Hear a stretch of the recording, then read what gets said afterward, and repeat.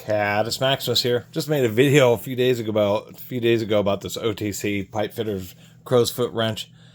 Just a strange 3/4 inch drive crow's foot for getting at very difficult to access fasteners, particularly around pipe flanges and various industrial settings where you have many pipes all close together. That's why these exist, but they're a pretty rare tool. They're kind of specialized in the situations where a wrench like this would be better than a crow's foot. The one difference is that the eye is in line with the working end versus being offset like this arm is on a crow's foot, just because of where you're driving it from.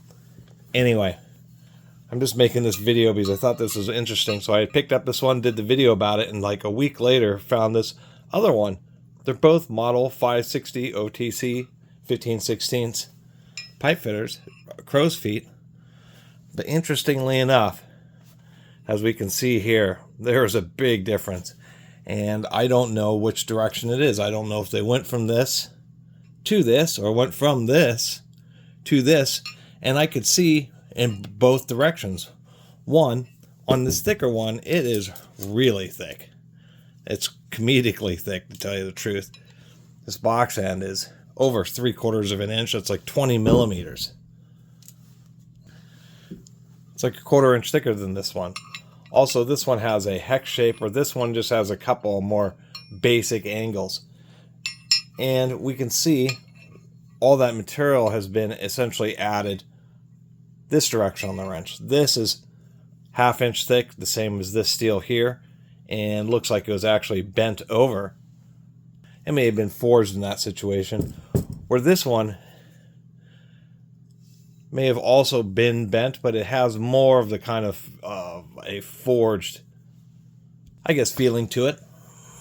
I.e., it was originally forged in this shape rather than being forged as a flat wrench and then going through a separate process where they bend these tabs down. I suspect it was the same.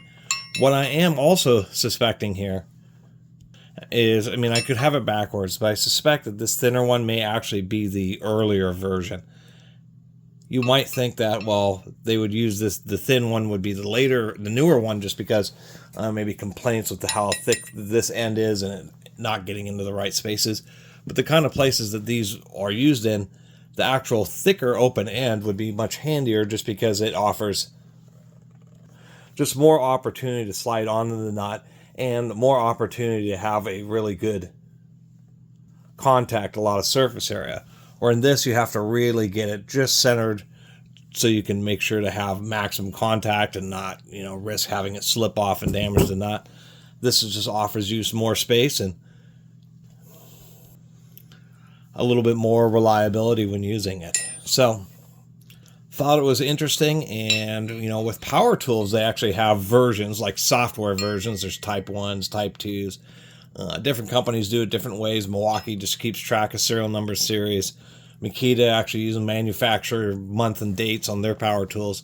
But when it comes to hand tools, it's much more difficult to try to figure out exactly when and which, and whether the chicken or the egg came first would be a good analogy in this case, because it's really strange to own two exactly same tools, same part numbers, seemingly from the same era, but just to have such a dramatic difference.